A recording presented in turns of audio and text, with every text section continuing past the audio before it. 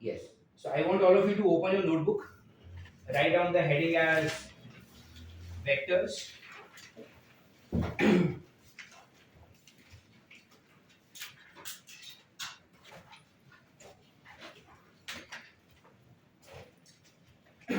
I want all of you to open your notebook and write down the heading as vectors. And vectors एक ऐसा chapter है जो काफी important है। जैसे कि मैंने आपको बताया, ऐसा नहीं है कि इसमें से 10 एमसीक्यू आ जाएंगे, बट ऐसा है कि आगे चल के फिजिक्स में जो भी चैप्टर्स आप करोगे, स्पेशली मैकेनिक्स वाले चैप्टर्स, सर्कुलर मोशन करोगे, वहाँ पे बहुत फोर्सेस को रिजॉल्व करना पड़ता है। जब आप motion in one dimension two dimension करोगे तो वहाँ पे direction and all will matter a lot. when you will start studying electromagnetism में भी, मतलब electrostatics, MEC, ये सारे चैप्टर में भी वेक्टर्स का बहुत ही बड़ा रोल है, specially dot product, cross product and everything. ठीक है, तो ये चैप्टर इसलिए इंपॉर्टेंट नहीं है कि इसमें से 10 एमसीक्यू आ जाएंगे। ये चैप्टर इसलिए इंपॉर्टेंट है क्योंकि आगे चलने वाले 10 चैप्टर्स में ये यूज होने वाला है। तो इसको काफ़ी स्लोली करेंगे, काफ़ी अच्छे से करेंगे।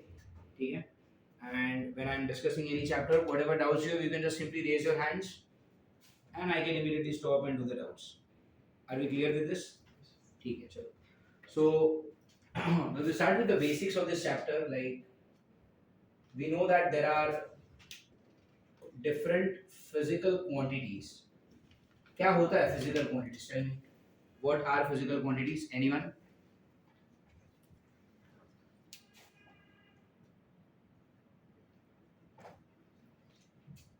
What are physical quantities? कोई भी क्वांटिटी जिसको आप मेजर कर सकते हो या फिर कैलकुलेट कर सकते हो, उसको हम क्या कहते हैं? Physical quantity. ओके, कोई भी फिजिकल क्वांटिटी का मतलब कोई भी ऐसी क्वांटिटी जिसको मैं क्या कर सकता हूँ? मेजर कर सकता हूँ या फिर क्या कर सकता हूँ? कैलकुलेट कर सकता हूँ, उसको हम क्या बोलते हैं? Physical quantity. Now if I were to give you an example, तो एग्जांपल इसकी ऐसा बनेगी एरिया। क्या इस क्लासरूम का एरिया कैलकुलेट कर सकते हो आप? इस क्लासरूम का एरिया कैलकुलेट कर सकते हो कैसे? लेंथ और ब्रेथ दोनों को मल्टीप्लाई कर लो, मल्टीप्लाई करेगा तो आपको क्या मिल गया? एरिया आपने कैलकुलेट कर लिया। ठीक है, एंड इस क्लासरूम का वॉल्यूम कैलकुलेट कर सकते हो? कर सकते हैं ना, कैसे? Length into breadth into length, breadth और हाइट को मल्टीप्लाई करके आप क्या निकाल सकते हो? वॉल्यूम भी निकाल सकते हो। तो एरिया हो गया या फिर वॉल्यूम हो गया, किसी भी चीज का डेंसिटी निकाल सकते हो आप। अगर मैं आपको बोलूं कि ये पेन का डेंसिटी निकाल के दो, इस पेन का density, can you calculate? Density का फॉर्मूला क्या होता है? तो इस पेन का अगर आपको डेंसिटी निकालना है तो आपको क्या लगाना है? अब वो क्या क्या चीजें लगेगी? Tell me. हेलो, अगर मैंने आपको इस पेन का डेंसिटी पूछा तो आप कैसे निकालोगे? मास अपॉन, इस पेन का मास कैसे मिलेगा? वेइंग स्केल में रख दो। सोना खरीदने जाते हो, वहाँ पे एक वेइंग स्केल होता है, वैसे एक स्केल पे इसका मास निकाल लो और इसका क्या निकाल लेना? वॉल्यूम। इसका वॉल्यूम कैसे निकालोगे? This is the shape of cylinder. तो सिलेंडर मतलब क्या? पाई आर स्क्वायर एच। तो पाई आर स्क्वायर एच किया तो इसका क्या मिल गया? वॉल्यूम। तो mass upon volume will give you what? Density. तो डेंसिटी भी एक ऐसी चीज है जिसको आप क्या कर सकते हो? कैलकुलेट कर सकते हो। All these are what? Tell me. Physical quantity, जिसको भी आप क्या कर सकते हो? मेजर कर सकते हो या फिर जिसको भी आप क्या कर सकते हो? कैलकुलेट कर सकते हो। इसको हम क्या बोलेंगे? Physical quantities. Do you understand? In physical quantities को हमने मेनली दो चीजों में on the basis of their direction classify करते हो। एक आप कहते हो स्केलर क्वांटिटी और एक आप कहते हो वेक्टर क्वांटिटी। ठीक है, पहला क्या है? स्केलर क्वांटिटी, दूसरा क्या है?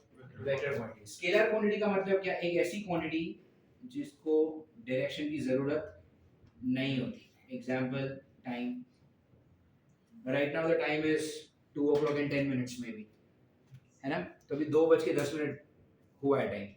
Now this is the north direction. अब मैं अगर नॉर्थ में पॉइंट करूं तो भी 2:10 होगा। अगर मैं ईस्ट में फेस करूं, वेस्ट में फेस करूं, नॉर्थ ईस्ट में देखूं, नॉर्थ वेस्ट में देखूं, कहीं भी देखो टाइम तो उतना ही है। तो टाइम एक ऐसी चीज है जिसको डायरेक्शन की जरूरत नहीं है, तो आप इसको क्या बोलोगे? It's a scalar quantity. अगर मैं बात करूं डिस्टेंस की, डिस्टेंस यहां से लेके सांगली रेलवे स्टेशन तक का डिस्टेंस है 2.5 किलोमीटर। इस प्लेस से सांगली रेलवे स्टेशन तक का डिस्टेंस कितना है? 2.5 किलोमीटर। तो ये डिस्टेंस उतना ही रहेगा, आप किसी भी जगह से देखो, किसी भी डायरेक्शन से देखो, किसी भी एंगल से देखो, है ना? टॉप व्यू से देखा तो भी डिस्टेंस उतना ही रहेगा, यहाँ से वहां देखा या उधर से इधर देखा, will the distance change? No. तो distance is also a quantity जिसको डायरेक्शन की जरूरत नहीं है, तो इसको भी हम क्या बोलेंगे? Scalar quantity. अरे गेटिंग इट? लेकिन देयर आर क्वांटिटीज जिसको डायरेक्शन की जरूरत होती है, डायरेक्शन के बिना ये क्वांटिटी अधूरी मानी जाएगी। जैसे अगर मैं आपको ये बोलता हूं कि मेरा घर यहां से 5 किलोमीटर की दूरी पर है, तो क्या आप मेरे घर पहुंच जाओगे?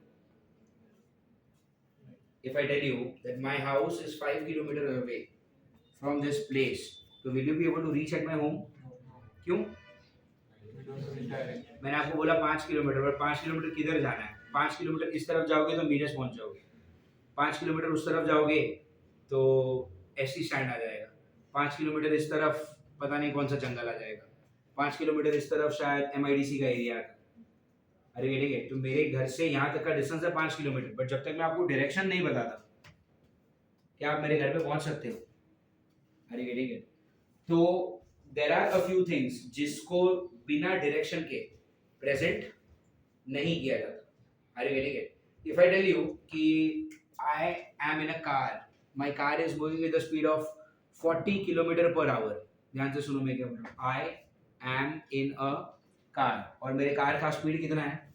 40 किलोमीटर पर आवर, तो 5 मिनट के बाद मैं कहाँ पे मिलूंगा? क्या बता पाओगे? नहीं।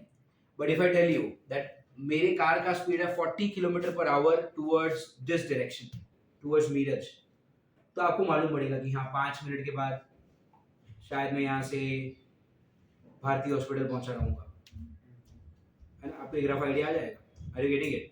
तो if I tell you my speed along with my direction, that becomes my velocity। अरे यार, मैंने आपको स्पीड दिया, मेरी कार का स्पीड क्या है? 40 किलोमीटर पर आवर, लेकिन मैंने आपको क्या सिर्फ स्पीड दिया? मैंने आपको बोला मेरे कार का स्पीड है 40 kilometre per hour towards Miraj, तो अब मैं आपको क्या कर रहा हूँ?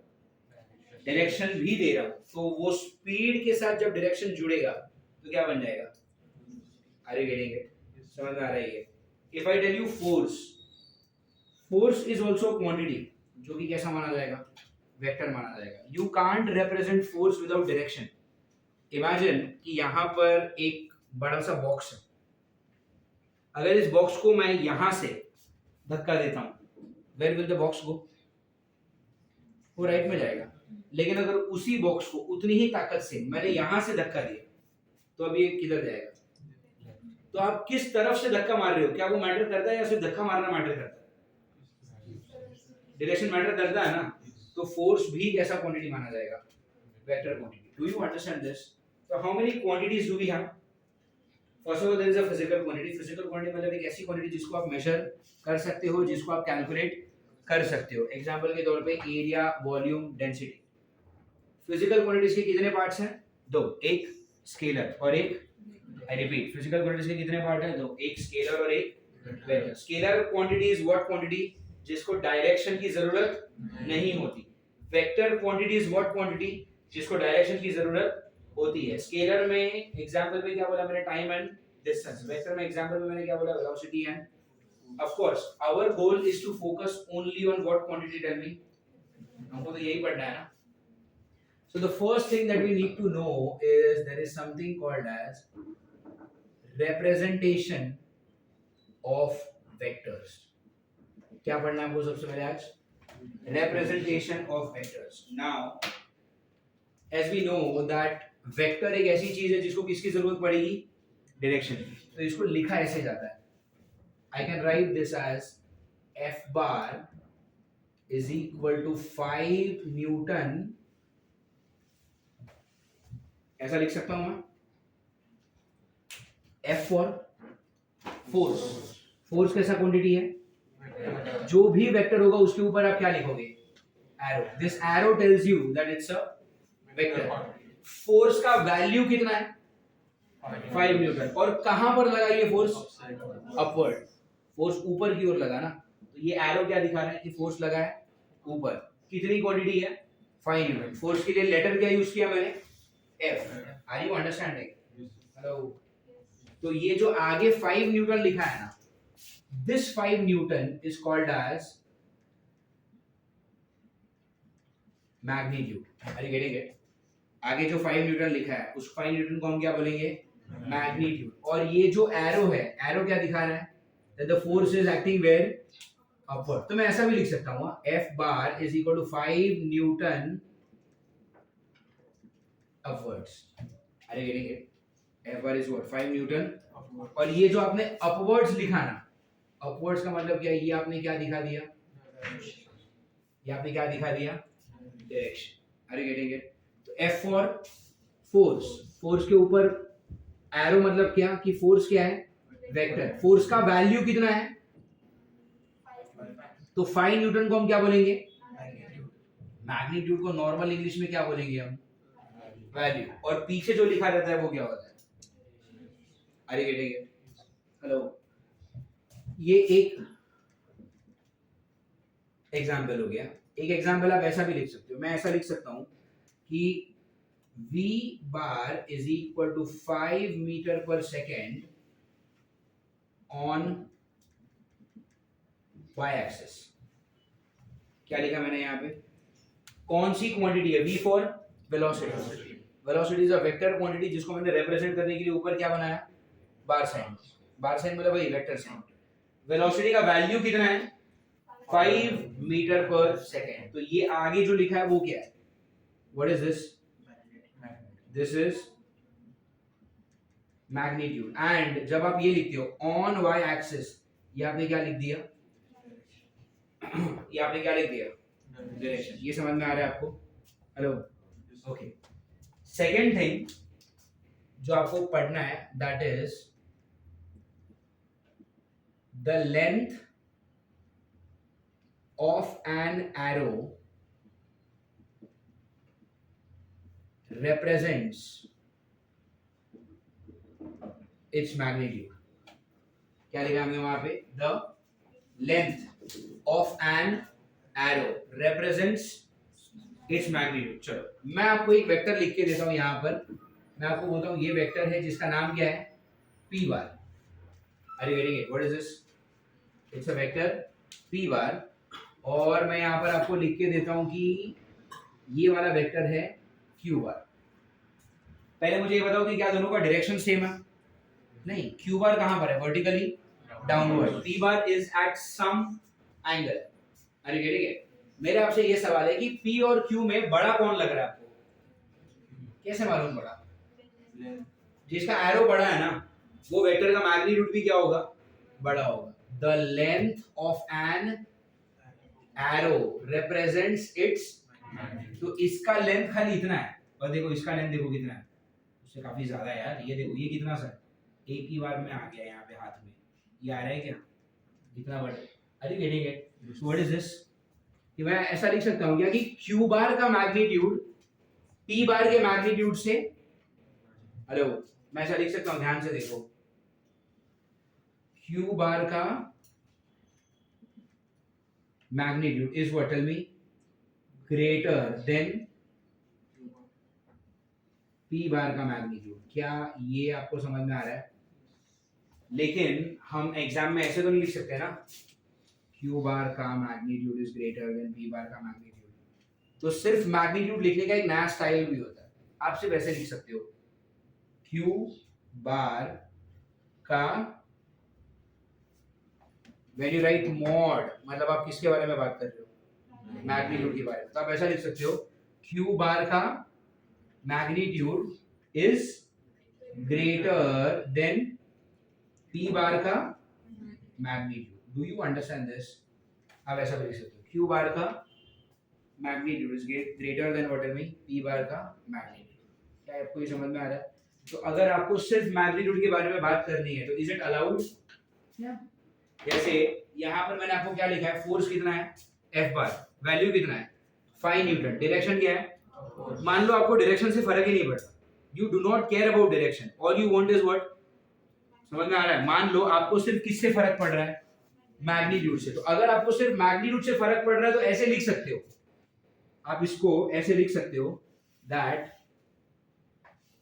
एफ बार का magnitude is equal to what 5 newton. Are you getting it? क्या लिख सकते हो आप, एफ बार का magnitude, few problems never go away, या क्या लिख सकते हो आप, एफ बार का magnitude is how much, tell me 5 newton. समझ में आ रहा है ये? जैसे अगर आपको नीचे भी, नीचे आपने क्या लिखा है, velocity v bar is equal to how much 5 metre per second, कहां पर, ऑन y एक्सिस। मान लो आपको डायरेक्शन से फर्क ही नहीं पड़ता, आपको सिर्फ किस में इंटरेस्ट है, तो आप क्या लिखोगे, आप इसको ऐसा लिखोगे v बार का magnitude is equal to what, tell me 5 metre per second. Do you understand this? Hello, क्या आपको ये समझ में आ रहा है? तो यहां पर what did we write, q bar का मैग्नीट्यूड लिखने का स्टाइल समझ में आ रहा है? All you need to do is a mod sign. समझ में आ रही है? अच्छा, एक और तरीका होता है, what you can do is, q क्या रिप्रेजेंट कर रहा है, क्वांटिटी, फिजिकल क्वांटिटी है ना, ये कुछ भी हो सकता है, q can be anything, q हो सकता है फोर्स हो सकता है, q मैग्नेटिक फील्ड हो सकता है, q वेलोसिटी हो सकता है, अरे यार हजारों फिजिकल क्वांटिटीज हैं, तो उनमें से कोई भी एक क्वांटिटी होगा q। जब आप ऊपर बार साइन बनाते हो, जब आप ऊपर बार बनाते हो, मतलब आप क्या बोल रहे हो कि ये जो q है वो क्या है, वेक्टर। लेकिन जब आपने बाजू में ऐसे लाइंस बना दिए जिसको हम मैथमेटिकली क्या कहते हैं, मॉड साइन, तो ये जो मॉड साइन बना दिया, मतलब अब आप क्या बोल रहे हो कि अब मैं q भले से होगा वेक्टर क्वांटिटी, बट मुझे इंटरेस्ट सिर्फ उसके मैग्नीट्यूड, तो q बार का मैग्नीट्यूड, तो आप उसको ऐसा भी लिख सकते हो, q बार के मैग्नीट्यूड को सिर्फ q लिखा जा सकता है, हेलो, और p बार का मैग्नीट्यूड मतलब क्या, तो आप ऐसा भी लिख सकते हो, q is greater than p। Do you understand this? तो या तो आप क्या लिखो, q बनाओ, बार बनाओ, मॉड बनाओ, तो आपने क्या बोला, q एक वेक्टर है, कैसे मालूम ये एक वेक्टर है, ऊपर बार साइन है, लेकिन मुझे इंटरेस्ट किस में है, ये कैसे मालूम, तो q एक वेक्टर है जिसका मैग्नीट्यूड p वाले वेक्टर के मैग्नीट्यूड से बड़ा है। Are you getting it? और इसको आप ऐसे भी लिख सकते हो, q is greater than what, tell me p। do you understand this? इसमें किसी को कोई डाउट है अभी तक? पक्का? I want all of you to take out your notebooks and copy this fast।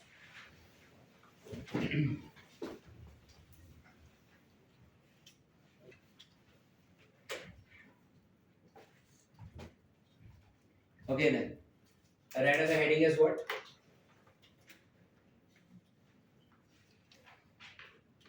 types of vectors। let's start with the simple one। सबसे पहला और सबसे सिंपल टाइप ऑफ वेक्टर्स होता है इक्वल वेक्टर्स। ठीक है, this is the simplest types of vector, it is called as what, tell me equal vector. Equal vector का मतलब क्या होता है ये देखते हैं, काफी सिंपल है कि जैसे मान लो this is vector a bar and this is vector b bar. क्या आपको a बार और b बार का डायरेक्शन सेम दिख रहा है? डायरेक्शन तो सेम ही है ना यार, जैसा a जा रहा है वैसा ही b भी जा रहा है। अगर आप ग्राफ हॉरिजॉन्टल के साथ एंगल देखोगे, इफ यू जस्ट इमेजिन ये हॉरिजॉन्टल लाइन है, तो जितना एंगल इसके साथ बन रहा है लगभग उसी का एंगल इतना ही तो बन रहा है। तो यहाँ पर a बार और b बार दोनों कैसे हैं, हेलो, a बार और b बार का पहले मुझे बताओ डायरेक्शन कैसा है, equal. What about the magnitude? क्या मैंने आपको a बार और b बार का मैग्नीट्यूड बताया है? लेकिन अभी मैंने यहाँ पर एक पॉइंट लिखा था, length of an arrow represents magnitude. तो उस हिसाब से अगर आप एरो का लेंथ देखेंगे तो दोनों सेम ही चल रहा है। अरे यार, तो मैं क्या बोल सकता हूँ, ए और बी इक्वल वेक्टर्स कब माने जाएंगे? Number one, if they have what, tell me. Same direction. Yes, ये पहली चीज, if they have same direction. और दूसरा क्या? If they have same magnitude. कि ए बार का मैग्नीट्यूड एंड बी बार का मैग्नीट्यूड कैसा हो? सेम हो। ए बार के मैग्नीट्यूड को मैं ऐसा लिख सकता हूँ क्या? अरे ए बार का मैग्नीट्यूड मतलब ए ना, Yes. और बी बार का मैग्नीट्यूड मतलब, तो मैं ऐसा भी लिख सकता हूँ, ये भी चलेगा, और मैं ऐसा भी लिख सकता हूँ, ये भी चलेगा। Do you get it? तो either you write it as what, a bar का magnitude is equal to b bar का मैग्नीट्यूड, और you just write what, tell me, a is equal to b। तो इन दोनों वेक्टर्स को मैं क्या बोलूंगा? Equal vectors. Are you all getting it? Hello, इसको मैं क्या बोलूंगा? Equal vectors. इक्वल वेक्टर्स के बाद the next thing that we need to learn is called as what? Hello, negative vectors. Negative vectors का मतलब क्या? कि अगर ये है ए बार, तो ये होगा minus A bar. Are you getting it? What makes A bar and minus A bar different from each other? Magnitude देखो दोनों का। हेलो, मैग्नीट्यूड कैसा है? सेम मैग्नीट्यूड, या फिर टेक्निकली अगर करेक्ट साउंड करना है तो आप क्या लिख सकते हो? Equal magnitude. अग्री? और magnitude equal, and what about the direction? Direction कैसा? डिफरेंट या अपोजिट?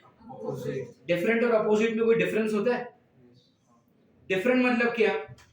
कि ये ए बार इधर पॉइंट कर रहा है, ये इधर पॉइंट कर रहा है, इसको हम क्या बोलेंगे? This is called as different. But ये ए बार जिस तरफ है उससे एग्जैक्ट उल्टा है ये वाला, तो इसको हम डिफरेंट बोलेंगे या अपोजिट बोलेंगे? Do you get it? तो when are they called as negative of each other? When they have equal magnitude. Opposite direction. Are getting it? जब उनका मैग्नीट्यूड कैसा हो? इक्वल, और जब उनका डायरेक्शन कैसा हो? Opposite. क्या आपको ये समझ में आ रहा है? Yes. हेलो, आई रिपीट, जब उनका मैग्नीट्यूड कैसा हो? इक्वल, बट डायरेक्शन कैसा हो? अपोजिट। तो this is what you call what? Equal vectors. This is what you call what? Negative vector. Are you getting it? The next we need to know is there is something called as unit vector. What are we learning now? There is something called as what? Unit vector. ये काफी important type of vector होता है जो आपको समझना है, क्योंकि ये आगे चल के भी बहुत सारी जगह पे यूज होने वाला है। What is unit vector? तो सबसे पहले एक सब काफी सिंपल सा एग्जांपल देता हूँ। I write F bar is equal to 5 newton, और ले चलो कुछ अलग लेते हैं। एक फोर्स ले लिया मैंने, फोर्स का F, ऊपर बार साइन मतलब क्या? वेक्टर। फोर्स का मैग्नीट्यूड कितना है? तो मैंने लिखा F bar is equal to 15 newton towards X axis. Hello, क्या फोर्स को इस तरह से लिखा जा सकता है? हाँ, फोर्स F, ऊपर बार साइन मतलब क्या? It's a vector. उस वेक्टर का मैग्नीट्यूड कितना है? 15 न्यूटन। तो 15 Newton is a magnitude, and अगर वेक्टर लिख रहे हो तो पीछे क्या लगेगा? डायरेक्शन लगेगा। तो डायरेक्शन लिखा ना मैंने, टुवर्ड्स एक्स एक्सिस। बट ये जो तरीका है ना, टुवर्ड्स एक्स एक्सिस, इस तरीके में मैंने क्या लैंग्वेज यूज किया? मैंने इंग्लिश लैंग्वेज को यूज किया। Don't you agree? मुझे क्या करना है कि कोई ऐसा ट्रिक निकालो, कोई ऐसा तरीका निकालो कि ये जो इंग्लिश में लिखा है ना, क्या उसको मैं थोड़ा सा मैथमेटिकली लिख सकता हूं? तो the answer is yes. You can simply do what? F bar is equal to 15। अब ध्यान से देखो, टुवर्ड्स एक्स एक्सिस क्या है? डायरेक्शन। अरे हाँ ना, टुवर्ड्स एक्स एक्सिस क्या है? तो बेसिकली मुझे करना क्या है कि 15 तो लिखना है, पीछे जो टुवर्ड्स एक्स एक्सिस लिखा है ना, व्हाट इज दैट? तो वो डायरेक्शन मुझे यहां पे लिखना है ना। डायरेक्शन कौन देता है? एक वेक्टर। अरे डायरेक्शन कौन देता है? एक वेक्टर। लेकिन वेक्टर के पास क्या होता है, मैग्नीट्यूड भी होता है एंड डायरेक्शन भी होता है। Are you getting it? मान लो इस वेक्टर का मैग्नीट्यूड है 2, समझ में आ रहा है? वापस देखो एक बार, मेरा क्वेश्चन क्या था, force F bar is equal to 15 newton towards x axis. खाली ये जो टुवर्ड्स x एक्सिस लिखा है मैंने किस में लिखा है, मुझे ना उसको इंग्लिश में हटा के कुछ मैथमेटिकली करना है। Are you getting it? तो मैंने क्या किया, ये 15 से तो मुझे कोई दिक्कत नहीं है ना, उसको मैंने एज इट इज लिखा। अब ये क्या है, टुवर्ड्स x एक्सिस, उसको इंग्लिश में से हटा के मैथ्स में करना है। अब मुझे बताओ टुवर्ड्स x एक्सिस है क्या, इट्स अ डायरेक्शन। डायरेक्शन कौन देता है, वेक्टर के पास क्या होता है, मैग्नीट्यूड, एंड वेक्टर के पास क्या होता है। अगर इस वेक्टर का मैग्नीट्यूड है 2, तो जब मैं ये वेक्टर लिखूंगा यहां पे तो मैग्नीट्यूड मुझे क्या लिखना पड़ेगा, बट अगर मैंने इधर 2 लिख दिया तो ये 15 2 क्या हो गया, ओरिजिनल क्वेश्चन क्या था, अरे वेरी गुड, और ये अभी कितना हो गया, तो आपने तो ओरिजिनल चीज को ही चेंज कर दिया ना, जबकि मैंने आपको काम क्या दिया था, ये जो टुवर्ड्स x एक्सिस इंग्लिश में लिखा है ना, उसको इंग्लिश में हटा के मैथ्स में कर दो, और तुमने क्या कर दिया, तुमने 15 को 30 लिख दिया, तुमको ये काम दिया था मैंने। अरे यार, तो ये 2 होना अफोर्ड कर सकते हो नहीं कर सकते, नहीं कर सकते, ठीक है। व्हाट इफ ये 3 हो जाए, अभी गड़बड़ी कर रहे हो, 15 और ये 3 कर दिया तो ये क्या हो गया 45। अरे गेटिंग इट? तो ये चेंज होना चाहिए क्या, ये कब चेंज नहीं होगा, जब यहां पर क्या हो 1। अरे इस वेक्टर का मैग्नीट्यूड हमेशा क्या होना चाहिए, 1 होना चाहिए। 1 होने का फायदा क्या है, अगर इधर 1 किया भी तो 15 into 1 तो 15 ही रहेगा ना, तो आपका ओरिजिनल चीज चेंज होगा क्या, तो ये एक ऐसा वेक्टर है जिसका मैग्नीट्यूड हमेशा कितना होगा, that is why it is called as what, tell me, are you getting it? Unit vector के लिए लेटर यूज होता है u cap. Are you getting it? Letter क्या यूज होता है, u, और पीछे क्या, cap. Are you getting it? अब आपको क्या, आपने मैग्नीट्यूड कितना बना लिया इसका 1, पीछे क्या लिखना था, डायरेक्शन। तो कुछ स्पेशल परमिट्स हैं आपके पास, कुछ स्पेशल परमिशंस, जैसे जब भी अगर डायरेक्शन होगा टुवर्ड्स x एक्सिस तो आप डायरेक्शन में क्या लिख सकते हो, I। लेटर I यूज होता है for x axis, letter J use होता है फॉर y एक्सिस, और लेटर K यूज होता है फॉर z एक्सिस। 3 ही एक्सिस होता है ना हमारे सिलेबस में, x y एंड z। तो जब भी x एक्सिस दिया जाएगा लेटर क्या यूज करेंगे, सॉरी हाँ, x एक्सिस के लिए क्या लेटर यूज करेंगे, I। y एक्सिस के लिए क्या लेटर यूज करेंगे, और z एक्सिस के लिए क्या लेटर यूज करेंगे। अब मुझे बताओ यहाँ पे तुम्हारे क्वेश्चन में तुमको क्या लिखना था, 15 न्यूटन टुवर्ड्स x एक्सिस। तो टुवर्ड्स x एक्सिस क्या है, डायरेक्शन। डायरेक्शन के लिए क्या यूज किया, वेक्टर। इस वेक्टर का मैग्नीट्यूड क्या होना चाहिए, q1 ही होना चाहिए। 1 को छोड़ के अगर 2 किया तो ये 15 2 30 हो जाएगा। अरे हाँ ना, मैं इसको चेंज करना अफोर्ड नहीं कर सकता, इसीलिए आगे यहाँ पर कंपलसरी मैग्नीट्यूड क्या होना चाहिए।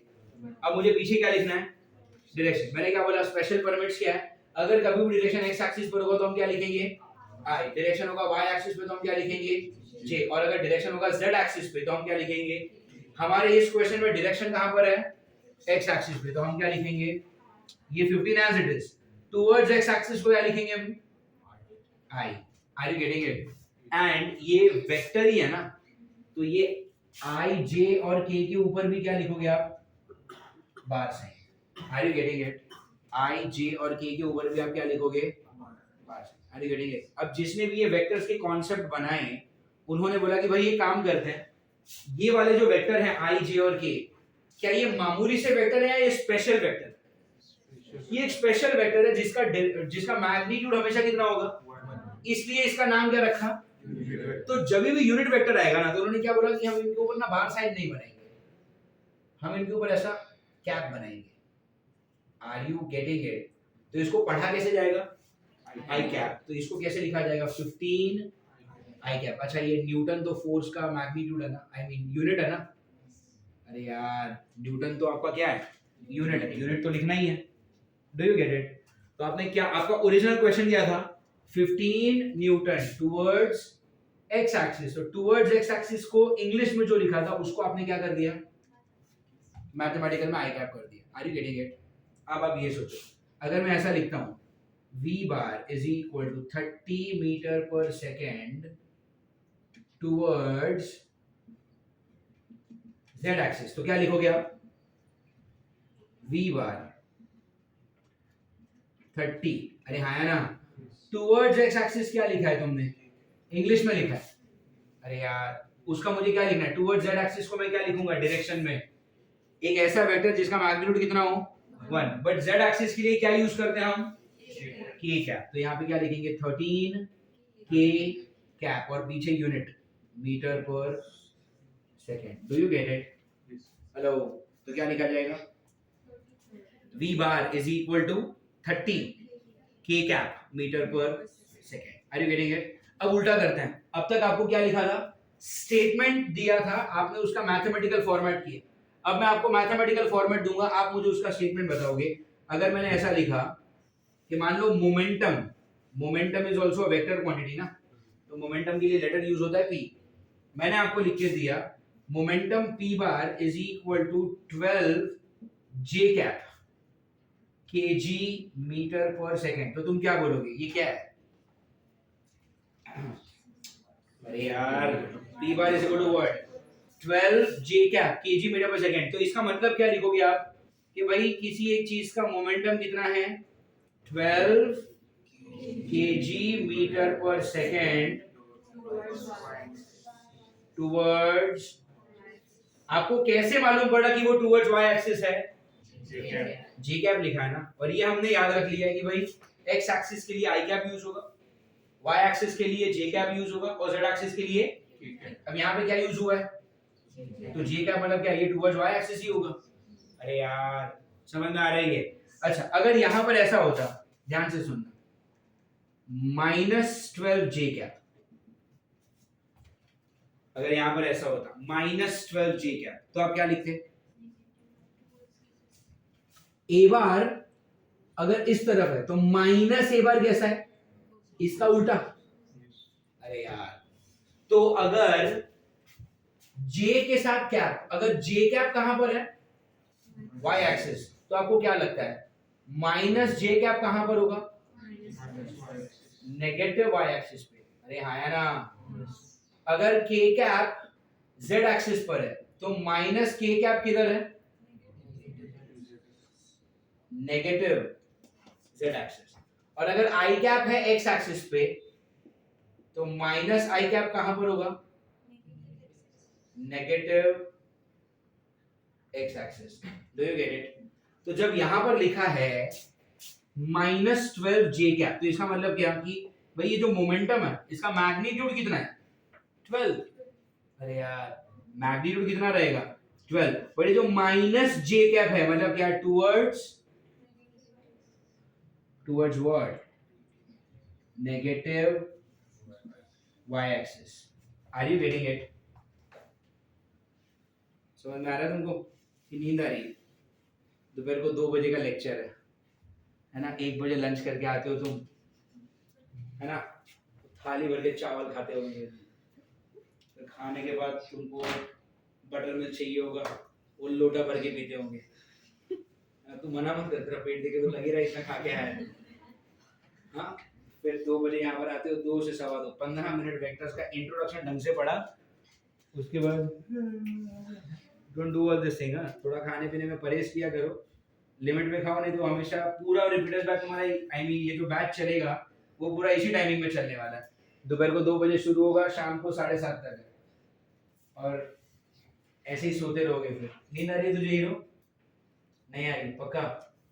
Okay, so if I write p bar is equal to -12 j cap, तो आपको क्या समझेगा कि मोमेंटम का मैग्नीट्यूड कितना है, 12, और डायरेक्शन क्या है, negative y axis. Are getting? अगर मैं ऐसा लिखता हूं कि momentum is equal to -14 i cap, तो आप क्या बोलोगे, मोमेंटम कितना है, 14 kg metre per second towards negative x axis. Are you getting it? समझ में आ रही है? यूनिट वेक्टर का इंपॉर्टेंस समझ में आया? यूनिट वेक्टर करता क्या है बेसिकली?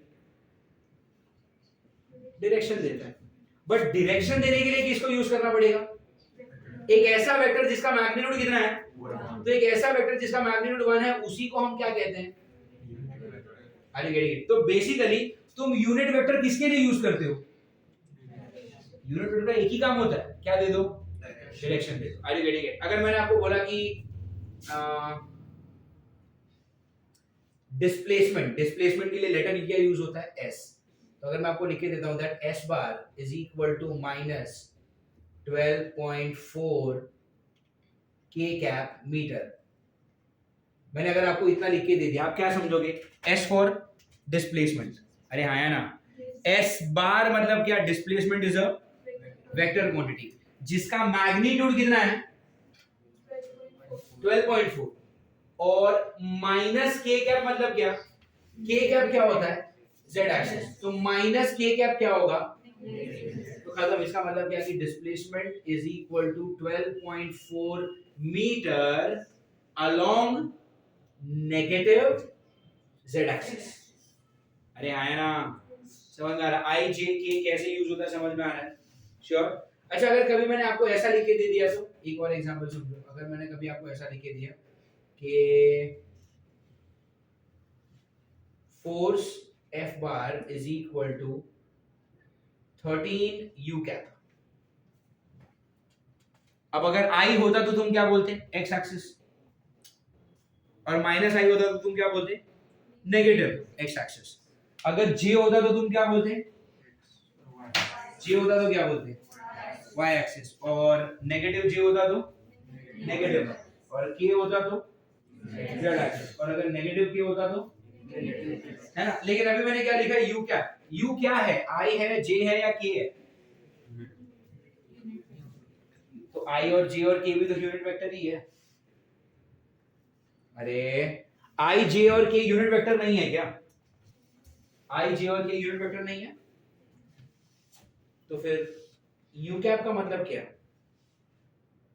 जब आप I लिखते हो ना, मतलब आपको 100% श्योर है कि ये x एक्सिस पर ही है। जब आप J लिखते हो मतलब क्या? y एक्सिस पर ही है। जब आप K लिखते हो मतलब क्या? z एक्सिस पर ही है। माइनस J लिखा मतलब 100% ये नेगेटिव y एक्सिस पर है। माइनस K लिखा मतलब क्या? 100% नेगेटिव z एक्सिस पर है। इसका मतलब 100% नेगेटिव x एक्सिस पर है। U कैप लिखा मतलब क्या? कुछ तो डायरेक्शन है जो मुझे नहीं पता। हेलो, समझ में आ रहा है? U कैप का मतलब क्या? There is some direction that I don't know. Are you getting it? तो आप इसमें क्या लिखोगे? F bar is equal to क्या? 13 newton with some direction that I don't know. अरे यार, हमेशा डायरेक्शन पता होगा ये जरूरी थोड़ी है। समझ में आ रहा है? अगर डायरेक्शन पता है तो लिखो। क्या लिखोगे? x पे है तो I, y पे है तो J, z पे है तो K, नेगेटिव y पे है तो माइनस J, नेगेटिव z पर है तो माइनस K, नेगेटिव x पे है तो माइनस I। अच्छा, ये सब अभी याद रह गया होगा। x के लिए I, y के लिए J और z के लिए K। अच्छा, कभी ऐसा भी हो सकता है, ध्यान देखो, यहाँ पे ध्यान दो। कभी ऐसा भी हो सकता है कि आपको ऐसा लिख के दिया जाए,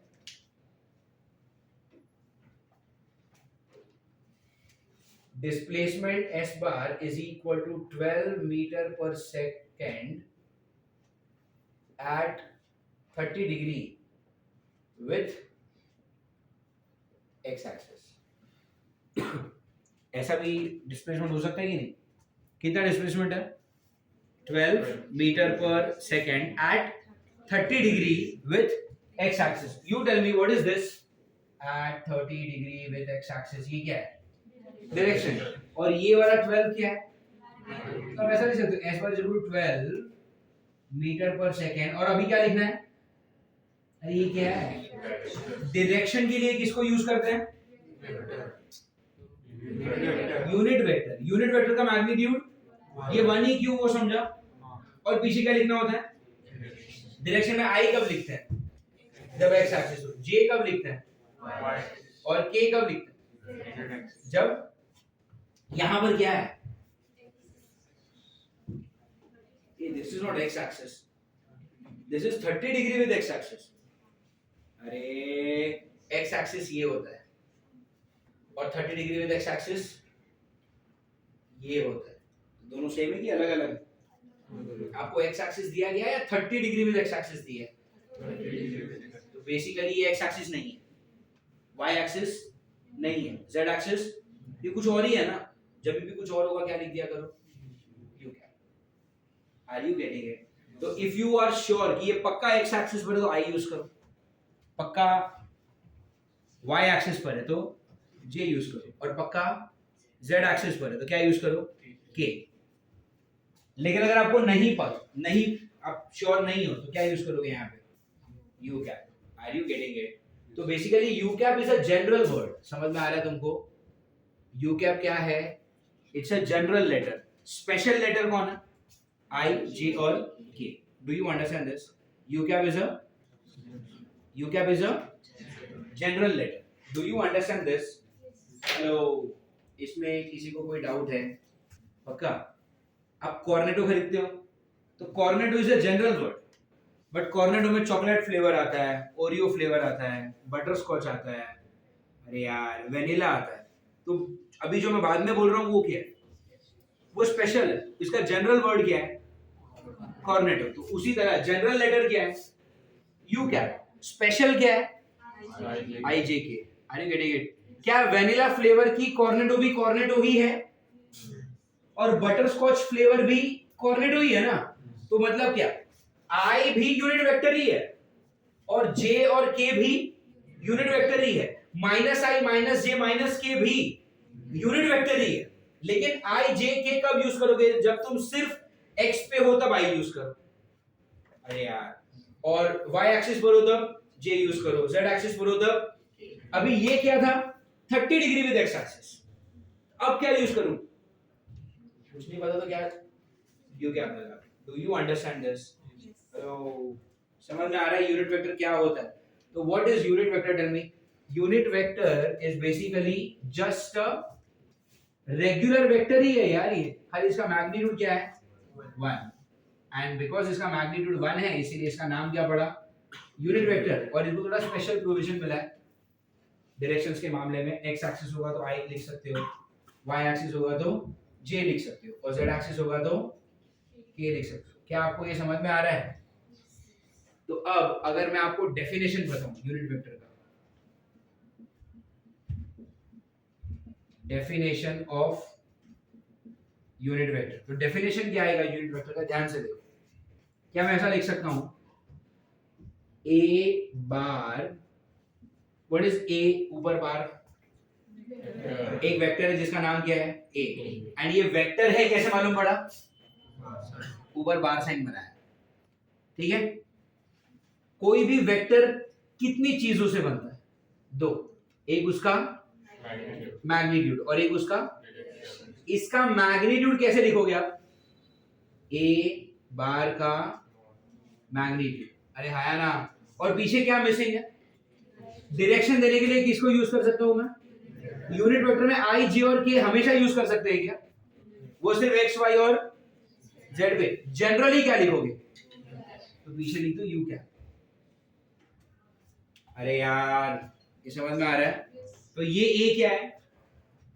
ए के ऊपर बार मतलब ये क्या है? It's a vector. और ये ए बार के ऊपर क्या बना दिया? मतलब ये क्या लिखा? मैग्नीट्यूड के पीछे क्या होता है? डायरेक्शन के लिए किसको यूज किया जाता है?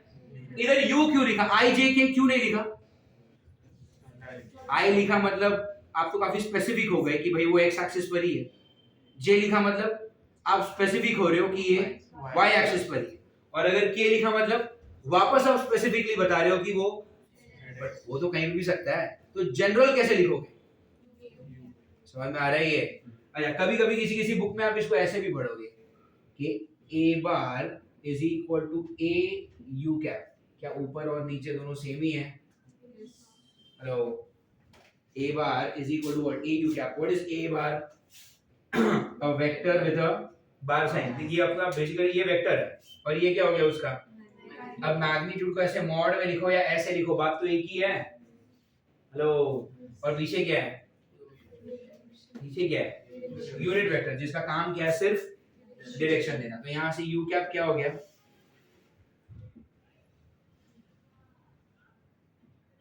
ए बार अपॉन, समझ में आ रहा है, हेलो, यहां से यू कैप क्या हो गया, ए बार अपॉन ए। क्या आपको ये समझा, हेलो, इसमें कोई डाउट है, यू कैप क्या हो गया, A bar upon A.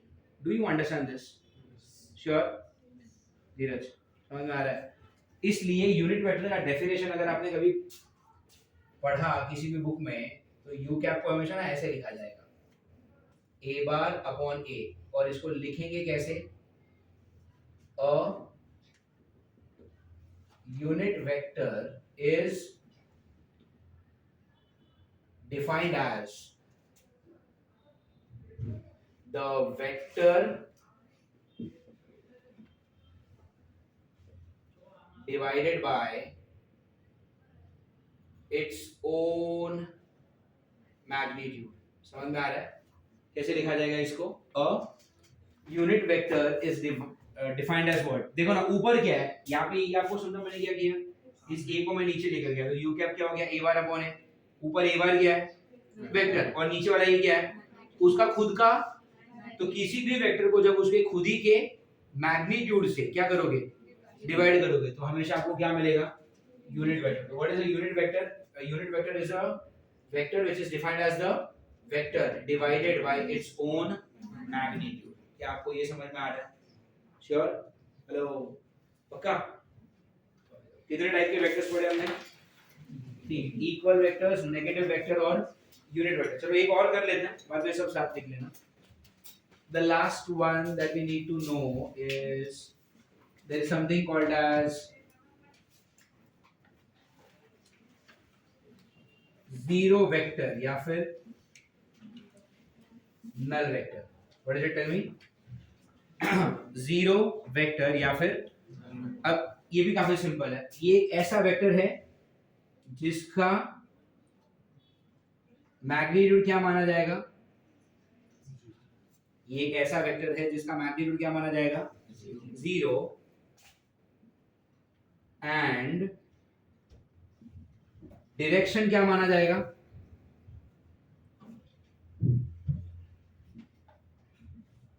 Anything.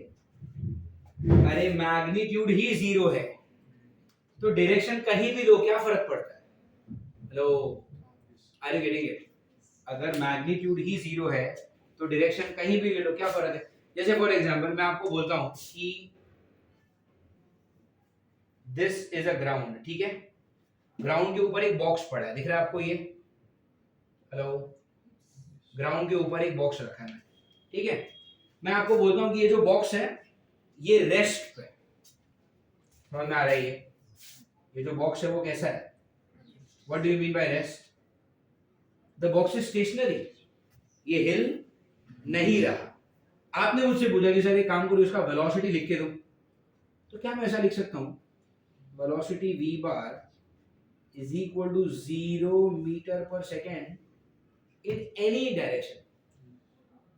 अगर मैं इसको ऐसा लिखता हूं 0 आई कैप तो चलेगा, चलेगा ना। अरे मैंने क्या बोला कि ये जो बॉक्स है वो 0 की स्पीड से x एक्सिस पे जा रहा है, कितनी स्पीड है, कहां पे जा रहा है, क्या जाने वाला है कहीं।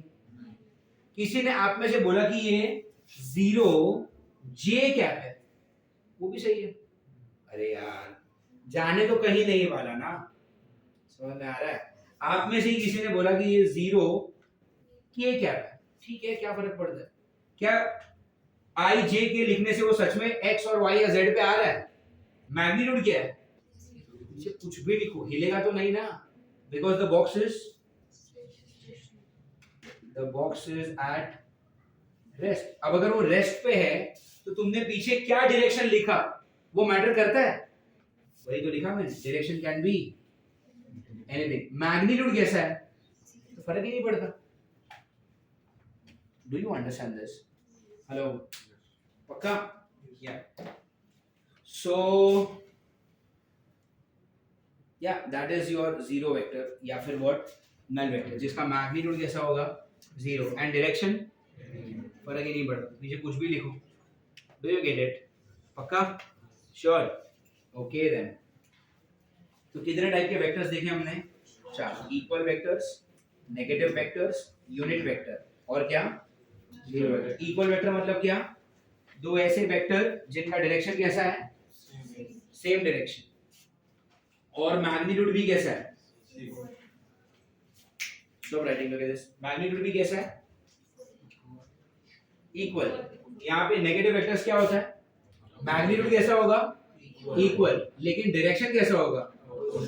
जीरो वेक्टर मतलब क्या? मैग्नीट्यूड जीरो और डायरेक्शन कुछ भी, देखो फर्क ही नहीं पड़ता क्योंकि मैग्नीट्यूड तो वैसे भी कितना है। और लास्ट में जो सबसे इंपॉर्टेंट है वो क्या है? Unit vector. यूनिट वेक्टर का काम क्या होता है? सिर्फ और सिर्फ, और इसलिए यूनिट वेक्टर का मैग्नीट्यूड कैसा लिया जाता है? हमेशा 1 छोड़ के कुछ और लिया तो? अगर मैं आपको बोलता हूं ये आई कैप क्या है, बेसिकली इट्स अ वेक्टर, और आई का खुद का मैग्नीट्यूड क्या है? 1, इसलिए इसका मैग्नीट्यूड 1 और ये ओरिजिनली कितना था? 15, तो 15 और इसका 1 मिलके कितना होगा? 15 ही रहेगा। अगर आई का खुद का मैग्नीट्यूड 3 होता तो ये 15 3 से 45 हो जाता। तो तुमने तो ओरिजिनल चीज को ही बदल दिया ना। क्या ओरिजिनल चीज को बदलना अलाउड था? तो ओरिजिनल चीज ना बदले, इसलिए मेरे पास एक ही पॉसिबिलिटी थी। अरे यार समझ में आ रहा है? इसलिए इसका मैग्नीट्यूड हमेशा क्या लिया गया, और डायरेक्शन क्या ले सकते हो? आई जे के, डिपेंड करता है एक्स पे, वाई पे, या फिर, और अगर मान लो तुमको मालूम ही नहीं कि एक्स पे या वाई पे या जेड पे, तो क्या करोगे? कुछ नहीं बताओगे, क्या ले लो? और ये क्या है? ए वेक्टर का मैग्नीट्यूड, और ये पीछे, और डायरेक्शन के लिए किसको यूज किया? Unit vector. तो आप ऐसा लिख सकते हो, u cap is equal to what? Tell me, a bar upon a. तो if u cap is equal to a bar upon a, तो a bar क्या है? वेक्टर। a क्या है? उसका खुद का, तो वही तो लिखा, a unit vector is defined as a vector divided by its own magnitude. Do you understand this? क्या आपको ये समझ में आ रहा है? हेलो, पक्का? फाइन, इसको कॉपी कर लो।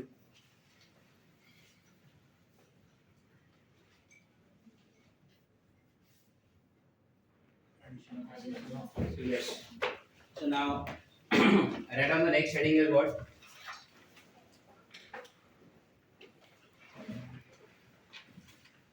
Addition of two vectors. दो वेक्टर्स को ऐड कैसे करते हैं, अब वो पढ़ेंगे।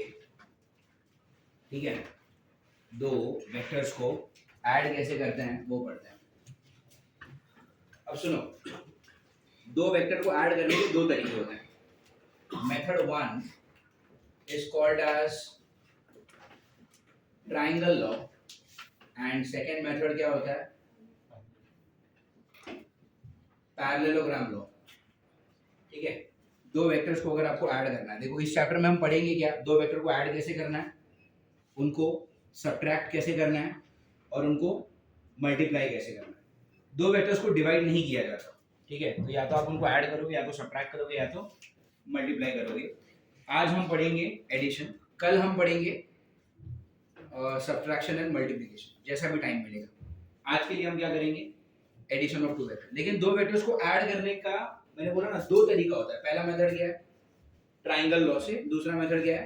पैरेललोग्राम लॉ से। ट्रायंगल लॉ का प्रॉब्लम ये है कि this only gives the direction. अरे गेटिंग? ट्रायंगल लॉ का दिक्कत क्या है? ये सिर्फ और सिर्फ आपको क्या देता है? डायरेक्शन देता है, तो मैग्नीट्यूड नहीं दे पाता। इसके लिए हम इसको ज्यादा यूज नहीं करते। अरे गेटिंग? सिलेबस में है, और इस पे एक स्पेशल तरीके के क्वेश्चन भी आते हैं, वो भी करेंगे, बट प्रैक्टिकली ये ज्यादा यूज नहीं करते हम। अरे गेटिंग? फिजिक्स में 99% क्वेश्चन में जब कभी भी आपको एडिशन की जरूरत पड़ेगी, आप क्या यूज करोगे? पैरेललोग्राम। तो पैरेललोग्राम लॉ में क्या होता है? ये आपको डायरेक्शन भी देता है, और ये आपको मैग्नीट्यूड भी देता है। Are you understanding? पैरेललोग्राम क्या करेगा आपको? यस, डायरेक्शन भी देगा और मैग्नीट्यूड भी देगा। लेकिन ट्रायंगल लॉ क्या करेगा? सिर्फ आपको क्या देगा? डायरेक्शन। तो डेफिनेटली ज्यादा यूजफुल कौन हुआ? तो आज हम पढ़ेंगे parallelogram law of vector addition. Are you getting it? चलो नाउ लेट्स सी क्या होता है ये। जैसे मान लो ये एक वेक्टर है, नाम है p बार, ये और एक वेक्टर है, नाम है q bar. This is p bar and that is q bar.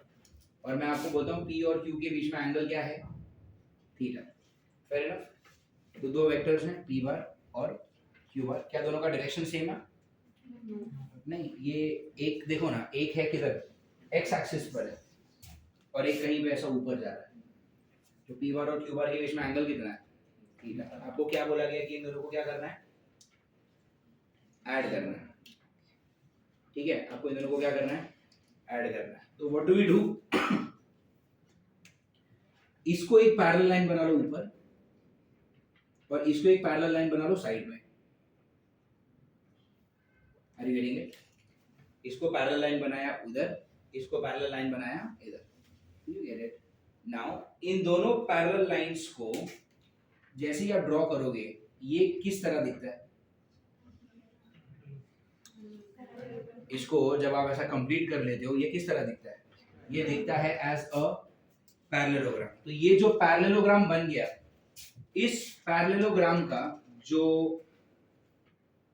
Diagonal होगा ना, अरे गिरेंगे, इस पैरेललोग्राम का जो डायगोनल होगा, ये डायगोनल है p और q को ऐड करके जो वेक्टर आएगा वो। अरे गिरेंगे, आपका काम क्या था कि वेक्टर p को और वेक्टर q को क्या करना है, ऐड करना है। दो वेक्टर को जब आप ऐड करते हो तो जो आंसर आता है वो भी क्या आता है, एक वेक्टर ही आता है। अरे गिरेंगे, तो यहाँ पर आप किसको और किसको ऐड कर रहे हो, p और q को, और p और q को ऐड करके जो आंसर है उसका नाम मैंने क्या रखा, r bar. Usually r stands for resultant. अरे गिरेंगे, अगर आपको कभी भी एग्जाम में क्वेश्चन आता है find the resultant of p and q, मतलब आपको क्या बोला गया है कि p और q को ऐड करो। अरे गिरेंगे, अगर आपको बोला गया है कि p और q का रिजल्टेंट निकालो, मतलब आपको क्या बोला गया है, p और q को ऐड करो। अरे गिरेंगे, तो यहाँ पे मैंने क्या लिखा, p vector plus q vector will give r vector, या फिर रिजल्टेंट वेक्टर। अरे गिरेंगे, अब ये जो रिजल्टेंट है वो भी क्या है, वेक्टर। तो उस रिजल्टेंट का भी क्या होगा, क्या होगा, मैग्नीट्यूड होगा। अरे हाँ या ना, यहाँ पे मैंने क्या लिखा, आर बार का मैग्नीट्यूड मतलब क्या, आर फॉर रिजल्टेंट, बार मतलब वेक्टर, रिजल्टेंट वेक्टर का मैग्नीट्यूड। तो रिजल्टेंट वेक्टर का मैग्नीट्यूड कैसे मिलता है, R is equal to P square plus Q square plus 2pq cos theta. Are getting it? R bar का मैग्नीट्यूड मतलब क्या, रिजल्टेंट वेक्टर का मैग्नीट्यूड। रिजल्टेंट वेक्टर का मैग्नीट्यूड क्या है, under root of what, p square plus q square plus 2pq cos theta. क्या ये समझ में आ रहा है, p square plus q square plus 2pq cos theta. Are you getting it? This will give you what, r bar का, hello, magnitude. अब आपको क्या चाहिए, r बार का, अब आपको क्या चाहिए, r बार का। अब देखो डायरेक्शन कैसे मिलेगा, डायरेक्शन आप दो तरीके से निकाल सकते हो, या तो आप एंगल निकाल लो r और p के साथ, या तो आप एंगल निकाल लो r और q के साथ। अगर r और p के साथ एंगल चाहिए, let me call this angle as what, alpha. तो अल्फा निकालने का तरीका क्या है, tan alpha is equal to, देखो अल्फा किसके साथ है, r और p के साथ है ना। तो p आएगा नीचे, ऊपर लिखोगे q sin थीटा, नीचे लिखोगे q cos theta. Are getting it? Again मान लो आपको r और q का एंगल चाहिए, r और q के बीच में एंगल क्या है, बीटा। तो आप tan बीटा क्या लिखोगे, अब मुझे बताओ बीटा किसके साथ है, बीटा किसके साथ है, q के साथ है ना। तो q नीचे, ऊपर क्या लिखोगे, p sin थीटा, और इधर p cos theta. Are you getting it? मैं इसको ऐसे याद रखता हूं कि आपका एंगल जिसके साथ होगा वो आना चाहिए अकेला, आर यू गेटिंग इट, एक बार और नीचे। Are you getting it? क्या लिखा मैंने, आपका रिजल्टेंट का एंगल जिसके साथ होगा वो कैसा होगा, अकेला एक बार और नीचे जैसे अल्फा क्या है, रिजल्टेंट का एंगल पी के साथ, अल्फा क्या है, रिजल्टेंट का एंगल पी के साथ, तो पी कैसा है, अकेला है, उसके साथ साइन या कोसाइन है, अरे करेंगे अकेला। पी कितनी बार है, देखो क्यू 2 बार है, पी एक ही बार है, अरे करेंगे। और पी कहां पर है, नीचे, क्यू ऊपर और नीचे दोनों जगह, अरे करेंगे। ये बीटा क्या है, व्हाट इज बीटा, रिजल्टेंट का एंगल, अरे ये क्यू क्या है, रिजल्टेंट का एंगल, सॉरी बीटा क्या है, बीटा रिजल्टेंट का एंगल क्यू के साथ, तो क्यू कैसा है, कितनी बार है, how many times do you have Q, अकेला है वो, देखो उसके साथ साइन या कोसाइन है नहीं, वो अकेला है, कितनी बार है, एक ही बार है, देखो क्यू एक बार है, पी कितनी बार है, और क्यू कहां पर है, नीचे, आर यू गेटिंग इट। तो जिसके साथ भी एंगल होगा उसके साथ ये कैसे लिखना है वो समझ में आ रहा है। तो tan of alpha is what, q sin theta upon p plus q cos theta, और tan बीटा क्या हो जाएगा, p sin theta upon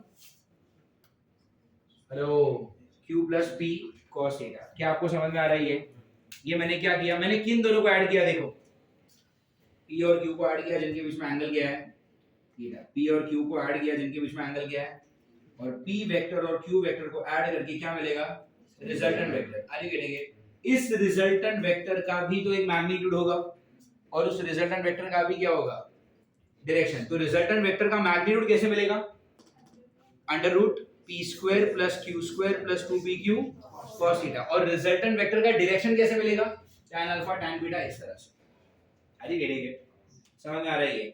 book में खाली क्या लिखोगे, एडिशन ऑफ टू वेक्टर्स लिखोगे, तरीके कितने, दोनों, पहला तरीका क्या होता है ट्रायंगल लॉ, दूसरा तरीका क्या होता है पैरेललोग्राम। ट्रायंगल लॉ का दिक्कत क्या है, ये सिर्फ आपको डायरेक्शन देता है, ये मैग्नीट्यूड दे नहीं सकता, और पैरेललोग्राम क्या करता है, दोनों देता है, डायरेक्शन भी देगा मैग्नीट्यूड भी देगा, are you getting it. Direction कैसे देगा, वो रहा तरीका tan अल्फा tan बीटा, और मैग्नीट्यूड कैसे देगा, ये रहा तरीका, आर यू गेटिंग इट।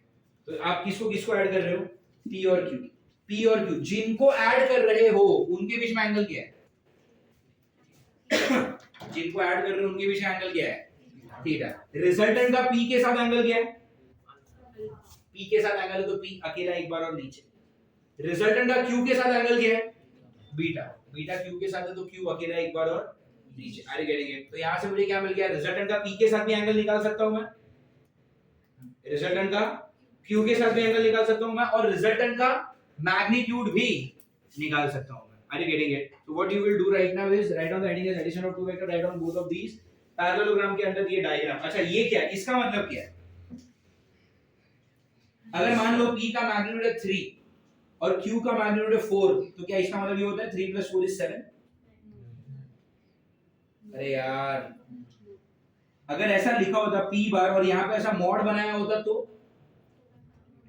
और q का मॉड बनाया होता तो लिख सकते 3 + 4 = 7। अरे यार बट इसका मतलब क्या है कि p वेक्टर और q वेक्टर को ऐड करके r वेक्टर मिलेगा, r क्यों, r फॉर रिजल्टेंट, और ये जो रिजल्टेंट वेक्टर आएगा उसका जो मैग्नीट्यूड होगा वो इस फार्मूला से मिलेगा। अगर आपको रिजल्टेंट का एंगल चाहिए किसके साथ, p के साथ, तो ये फार्मूला यूज करो। अगर आपको रिजल्टेंट का एंगल चाहिए किसके साथ, q के साथ, तो ये फार्मूला यूज करो, आर यू गेटिंग इट। तो you will draw this diagram, under the diagram you will write down this as first line, second point ये, थर्ड पॉइंट ये और फोर्थ पॉइंट ये, आर यू गेटिंग इट। फिर इसके ऊपर कुछ क्वेश्चंस करते हैं तो आपको समझ में आएगा, ठीक है। Start कॉपिंग fast. एनीवेज या सो यहाँ पर I just have to repeat again. So there is one vector p bar का मैग्नीट्यूड कितना है 4 newton. There is one more vector q bar का मैग्नीट्यूड कितना है 3 न्यूटन, और p बार और q बार के बीच में एंगल कितना है 60 डिग्री। मुझे क्या बोला गया है कि p वेक्टर और q वेक्टर को ऐड करना है, ऐड करना मतलब क्या, रिजल्टेंट वेक्टर निकालना है, वही मुझसे पूछा है। तो हमने क्या किया, q बार को पैरेलल लाइन बनाया और p बार को पैरेलल लाइन ये बनाया, तो यहाँ पे ऐसा ये पूरा पैरेललोग्राम कंप्लीट हुआ, और इस पैरेललोग्राम का ये क्या है डायगोनल, वही डायगोनल क्या है, रिजल्टेंट वेक्टर, और उस रिजल्टेंट वेक्टर का मैग्नीट्यूड कैसे मिलेगा, under root of p square plus q square plus 2pq cos theta. अब इसमें जब आप ये करते हो p स्क्वायर मतलब क्या, p क्या होता है, what is p bar, vector, what is p bar with mod sine, and what is only p, तो खाली p लिखा मतलब क्या, मैग्नीट्यूड, p मैग्नीट्यूड कितना है, तो p का स्क्वायर मतलब क्या, 4 का स्क्वायर, q का स्क्वायर मतलब क्या, 3 का स्क्वायर, फिर 2 टाइम्स 4 टाइम्स 3 है ना, 2pq, cos थीटा मतलब क्या होगा, cos 60 degree, do you get it, cos theta मतलब क्या, cos 60 degree, are you getting it, और यहाँ पर क्या हो जाएगा, 4 का स्क्वायर 16, 3 का square 9, 2 4s are 8 3s are 24, cos 60 कितना, हाफ ना, एवरीथिंग इज अंडर रूट, समझ में आ रहा है तुमको, ये 16 और 9 कितने हो जाएंगे 25, और ये 24 का आधा कितना 12, तो 25 और 12 कितना 37 का root, are you getting it, अब अगर ये 36 होता तो मैं 6 लिख देता, और ये 37 है, मतलब 36 से थोड़ा ज्यादा, मतलब इसका आंसर भी कितना आएगा 6.1 के आसपास आएगा, 36 होता तो 6 लिखता ना मैं, 36 का रूट क्या हो जाएगा 6 हो जाएगा, बट 36 से थोड़ा ज्यादा है, तो ये भी 6 से थोड़ा ज्यादा है, डू यू गेट इट, तो आपका रिजल्टेंट का ये 6.1 आपने क्या निकाला, ये रिजल्टेंट का आपने क्या निकाला, magnitude, do you get it, and how much is the magnitude, तो देखो आपने 4 को ऐड किया 3 के साथ, नॉर्मल अलजेब्रा क्या कहता है 4 और 3 कितना होता है 7, बट वेक्टर्स में अलजेब्रा वो वाला यूज नहीं होता जो तुम स्कूल में पढ़ते आ रहे हो, तो ये 4 और 3 को ऐड किया तो क्या होगा 6.1 होगा, आर यू गेटिंग इट, अगर यहाँ पर एंगल चेंज हो जाए, अगर यहाँ पे 60 डिग्री की जगह पे 45 डिग्री हो जाए तो डेफिनेटली आंसर भी चेंज होगा, तो यहाँ पर आप क्या लिखते हैं cos 45 लिखते हैं, cos 45 क्या हो जाता है 1 अपॉन, और फिर अकॉर्डिंगली आंसर भी चेंज हो जाता, अगर यहाँ पे √2 होता तो क्या आंसर आता टेल में, ये तो वही होता ना 16 और 9 तो 25 ही होता है, पीछे क्या है 24 अपॉन √2 होता ना, अरे ये कितना 25 प्लस ये कितना 24 upon √2, can I just multiply divide by √2, rationalise कर सकते हो, मल्टीप्लाई डिवाइड बाय √2 कर सकते हो क्या हो गया ये बोलो, ऊपर कितना 25, नीचे √2 और √2 2, 24 अपॉन 2 12 इंटू √2, अरे हाँ है ना, वैसे 12 √2 क्या होता है 1.4, तो कितना होगा 12 4s are 48 ना, और 12 1s are 12 प्लस 4 कितना हो गया, ये कितना हो गया 12 √2 कितना हो गया 16.8, समझ में आ रहा है, अच्छा 25 और 16 कितना 41.8, आर यू गेटिंग इट, 36 का रूट 6, ये तो 41 हो गया, काफी बड़ा हो गया, तो इसका आंसर अप्रोक्सीमेटली 6.5 के आसपास आएगा, आर यू अंडरस्टैंडिंग, तो क्या चेंज किया, क्या मैंने p और q का मैग्नीट्यूड चेंज किया था, मैंने एंगल चेंज किया और आंसर भी चेंज हो गया 6.5 आ गया, अगर एंगल को आप 45 हटा के 30 कर दोगे तो कुछ और आंसर आएगा, तो समझ में आ रही है तो जैसे जैसे एंगल चेंज होगा आपके रिजल्टेंट का मैग्नीट्यूड भी कैसा होगा, ऐसी चीजें सॉल्व कर लोगे पक्का, व्हाट अबाउट दिस, इसमें कैसे करेंगे, अच्छा हम ओरिजिनल एंगल क्या था यहाँ पे, अरे ओरिजिनली क्या था 60 डिग्री था ना, यहाँ पे मैं 60 ले लेता हूँ, ये कितना हो जाएगा cos 60, व्हाट इज cos 60 1/2, 12/2 कितना, अरे सॉरी ये 24/2 कितना हो गया ये 12 हो गया ना, तो 25 प्लस 12 कितना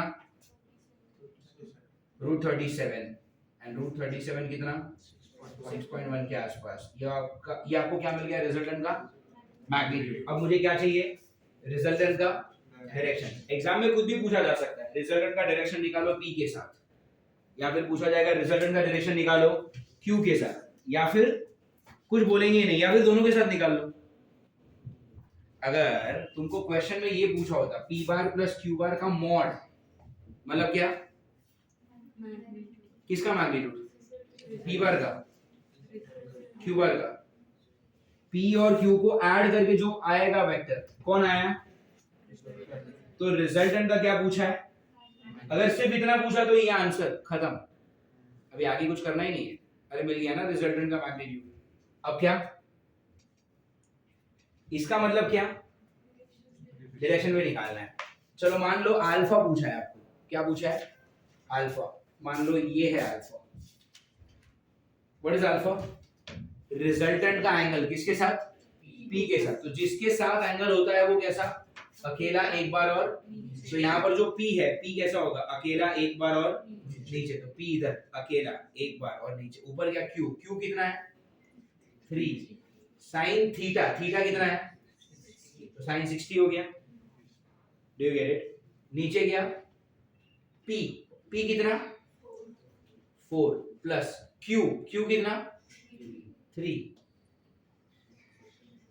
cos 60, are you getting it, तो ऊपर क्या होगा 3 साइन 60 मतलब √3/2, और नीचे क्या हो जाता 4 plus 3 cos 60 1/2, are you getting it, hello, समझ में आ रहा है तुमको, ओके। अभी on the right hand side what do you have 3√3/2, और डिनोमिनेटर में क्या होगा यहाँ पे 4 प्लस 3/2 ना, व्हाट इज 4 प्लस 3/2, 8, अरे 8 प्लस 3 11/2 ना, तो ये 2 और ये 2 कैंसिल, ऊपर 3√3 नीचे 11, √3 क्या होता है, याद रखो √2 इज 1.4, √3 इज 1.7, ये चीजें याद हो जानी चाहिए। डिनोमिनेटर में क्या है 11, 17 3s आर, ये 5.1/11 आया ना, हेलो, लेफ्ट में क्या है पता है ना तुमको, tan अल्फा, ऊपर क्या है 5.1, नीचे 11, व्हाट इज 5.1/11, तो देखो पहले तो आ गया 0, ये क्या बन गया 51, 11 4s आर 44, तो बचेगा 7, will make it 70, 11 6s are 66, बचेगा 4, will make it 40, 11 3s are 33, 7 बचा, tan अल्फा कितना हो गया 0.4636।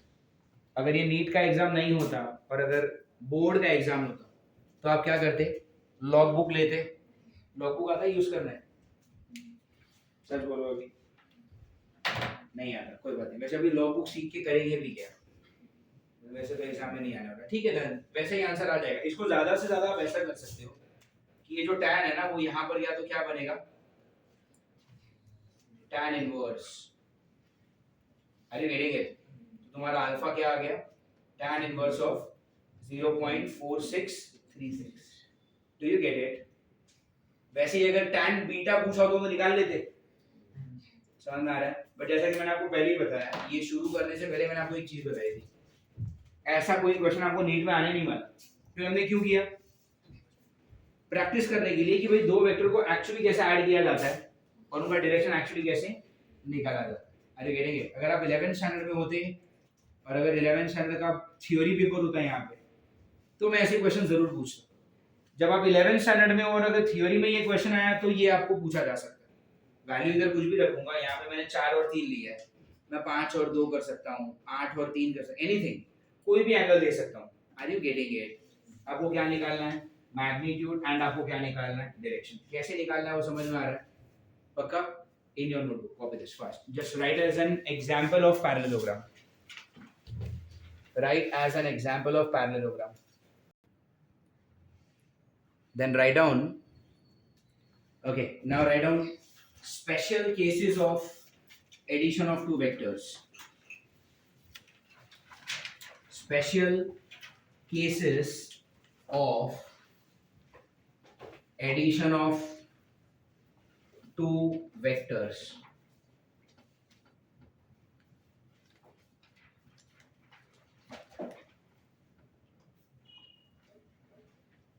special cases of addition of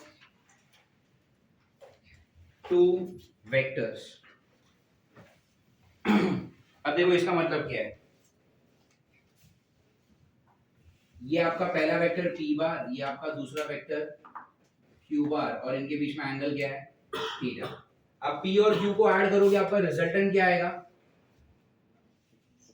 under root P square plus Q square plus 2pq cos theta, है ना. p और q को अगर आप ऐड करोगे तो आपका रिजल्टेंट क्या आएगा, under root of P square plus Q square plus 2pq cos theta. Agree. Now let's say पहला केस ऐसा है कि अगर मान लो p भी ऐसा है और q भी उसी डायरेक्शन में, डू यू गेट इट. आपका ये जो p और q है दोनों कैसे हैं, सेम डायरेक्शन. सेम डायरेक्शन का मतलब क्या, p और q के बीच में थीटा कैसा है, तो if you put theta as 0 तो आपका r क्या हो जाएगा, p square plus q square 2pq cos 0, है ना.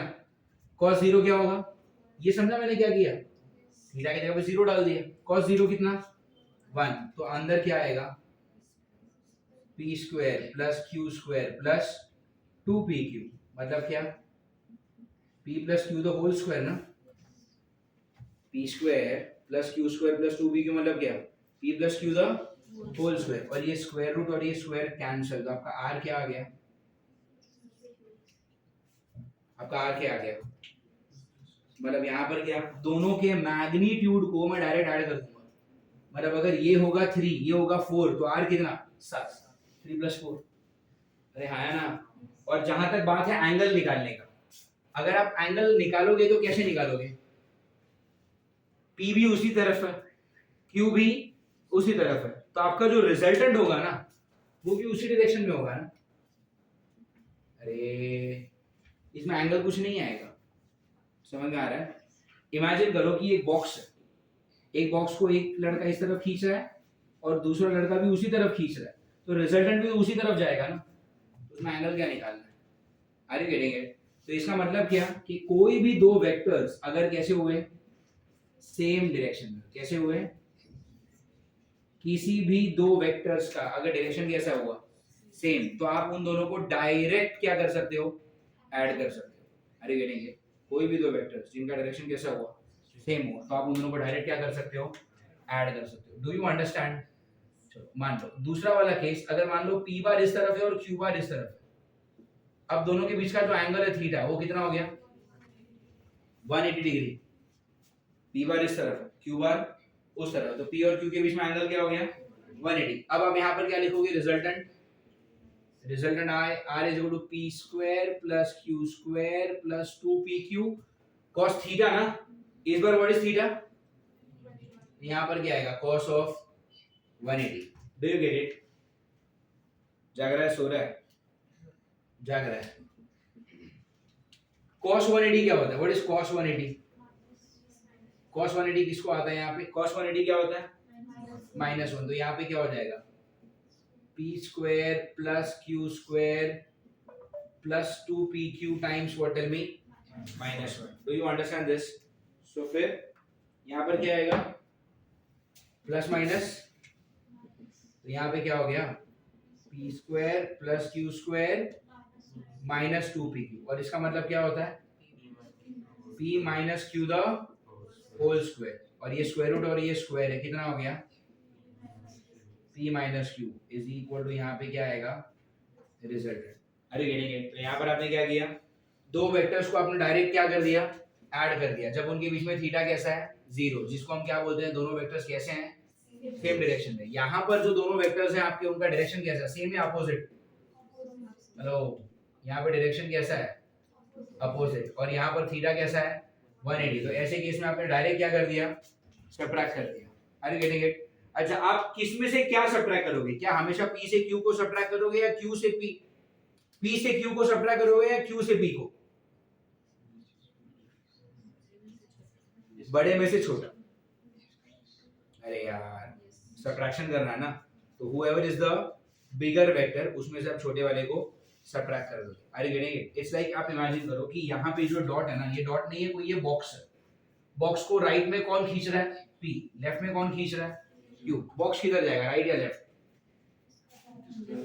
जिसका पावर ज्यादा होगा, आई मीन जिसका मैग्नीट्यूड बड़ा होगा। इस डायग्राम के हिसाब से किसका मैग्नीट्यूड बड़ा दिख रहा है, Q का। क्यों?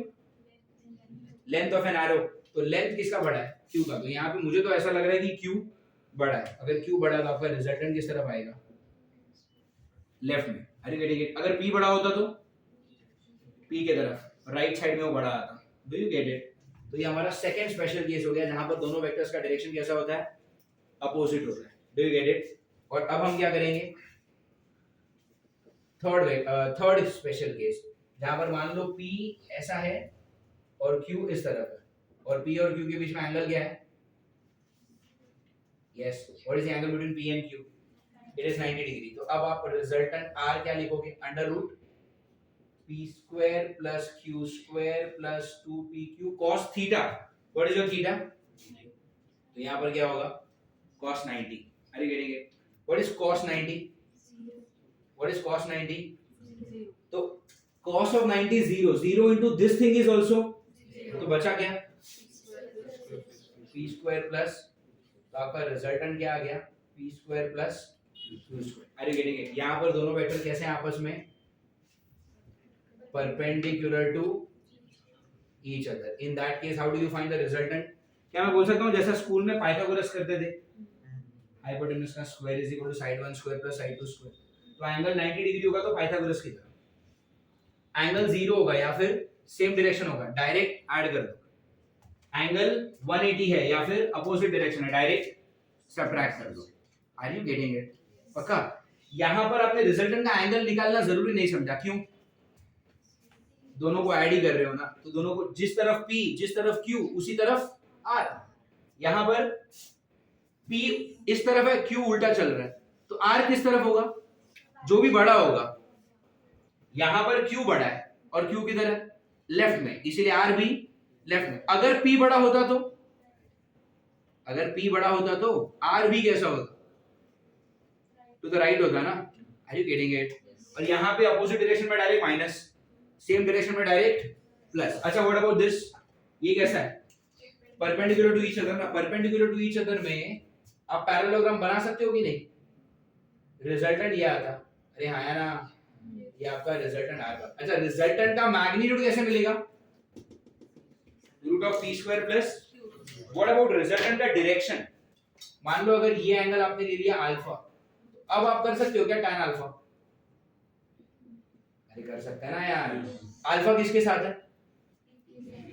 जिसके साथ एंगल होता है वो अकेला एक बार और, तो किसके साथ एंगल है, तो P अकेला एक बार और नीचे, ऊपर क्या Q, अच्छा ऊपर साइन ना, तो Q साइन थीटा। थीटा कितना है, थीटा क्या होता है, जिन दोनों को आप ऐड कर रहे हो उनके बीच का एंगल, तो ऊपर क्या आएगा साइन 90 और इधर क्या आएगा, do you get it? What about sine 90? Sine 90 कितना, 1 into Q एंड cos 90 कितना, 0 into Q, 0 plus P, तो इधर क्या हो गया, tan of alpha is Q by P, या फिर alpha is what, tell me, tan inverse of Q by P।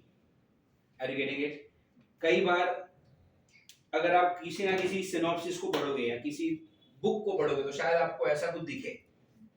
अरे गेटिंग इट? नहीं देखा है तो ठीक है, नहीं देखा है तब भी कोई बात नहीं। क्या इसको डिराइव किया जा सकता है? लेकिन हेलो, अच्छा ये Q अगर आप देखोगे तो y एक्सिस पर है ना, और P कहां पर है, x एक्सिस पे।